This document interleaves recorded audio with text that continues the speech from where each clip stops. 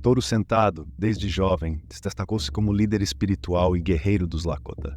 Suas habilidades em roubar cavalos dos Crow não apenas demonstravam coragem, mas consolidavam seu status na tribo. Era um símbolo de poder e uma maneira de proteger sua cultura em meio a um ambiente cada vez mais desafiador. Sua liderança ia além das batalhas. Touro Sentado inspirava seu povo, guiando-os com uma sabedoria profunda e um espírito inquebrantável. Para ele, preservar a identidade e as tradições Lakota era vital, especialmente diante das ameaças externas e da necessidade constante de adaptação. Esses primeiros conflitos moldaram sua determinação. A verdadeira batalha, porém, estava apenas começando, pois a chegada dos colonizadores traria novos desafios e traições ainda maiores.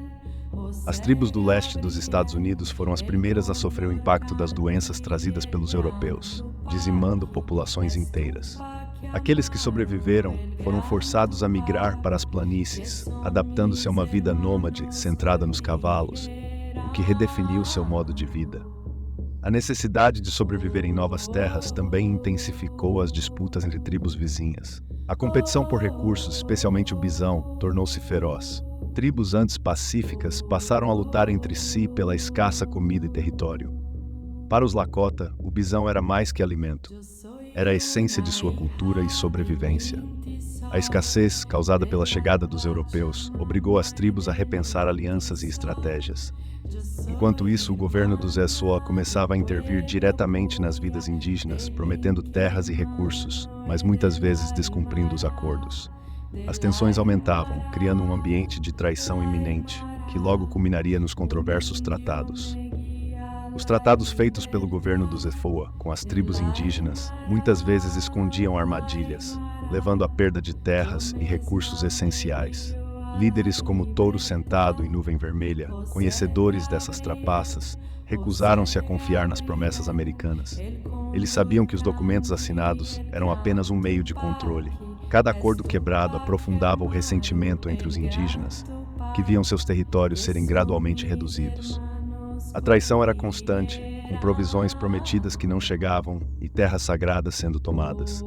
Para os Lakota, isso significava uma luta ainda mais intensa pela sobrevivência e por sua identidade. Essas traições acabaram motivando uma resistência mais organizada entre as tribos, que uniram forças contra a expansão americana. A pressão estava prestes a explodir em um conflito maior, dando início a uma guerra liderada por Nuvem Vermelha. A Guerra de Nuvem Vermelha foi marcada por uma forte resistência dos Lakota contra os avanços dos Zewa, especialmente nos fortes que cruzavam suas terras sagradas. Nuvem Vermelha, com estratégias ousadas, conseguiu uma vitória significativa, levando ao Tratado de Fort Laramie em 1868, que temporariamente garantiu direitos de terras aos indígenas. No entanto, essa paz não durou muito. George Custer e suas campanhas agressivas começaram a violar os termos do tratado, acirrando ainda mais o conflito. Os ataques de Custer não apenas quebraram a confiança já abalada, mas também resultaram em novos massacres de indígenas, reacendendo o espírito de luta entre as tribos. Essas ações de Custer e suas tropas trouxeram uma nova onda de violência e desconfiança, que logo culminaria em uma das batalhas mais famosas da história das tribos das planícies, a Batalha de Little Bighorn.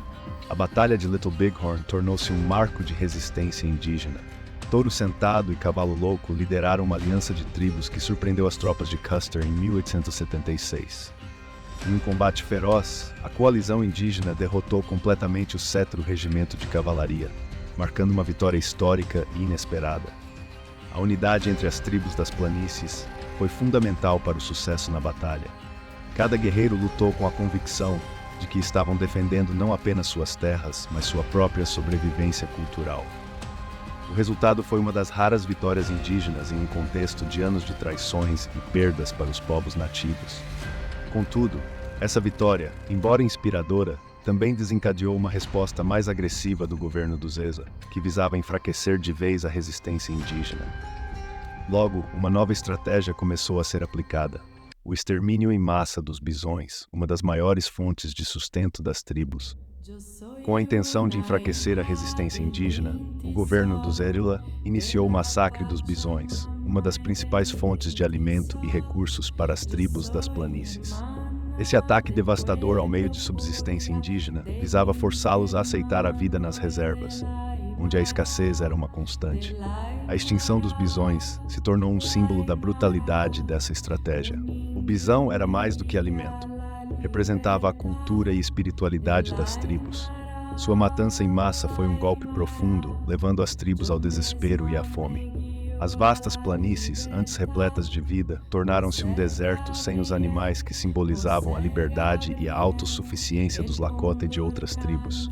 A pressão sobre os líderes indígenas aumentou e muitos, inclusive Touro Sentado, começaram a perceber que a luta estava se tornando insustentável. Com o colapso do bisão, a rendição parecia inevitável, preparando o terreno para a dolorosa decisão que Touro Sentado estava prestes a tomar. Após anos de resistência feroz, Touro Sentado finalmente se rendeu, em 1881, diante da falta de recursos e do colapso de sua coalizão. A fome e a escassez causadas pelo extermínio dos bisões forçaram os Lakota a se refugiar nas reservas. Touro Sentado, uma vez símbolo de liberdade, agora enfrentava o peso da derrota, embora seu espírito nunca tenha sido verdadeiramente domado. Mesmo na reserva, Touro Sentado manteve sua influência entre os Lakota. Ele continuou a desafiar as tentativas de assimilação cultural impostas pelo governo dos Zoar, tentando preservar ao máximo as tradições e a identidade de seu povo.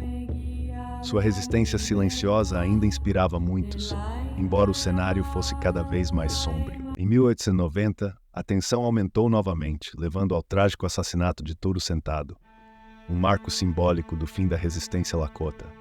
O caos que se seguiu culminaria em um evento ainda mais devastador para os indígenas, o massacre de Wounded Knee.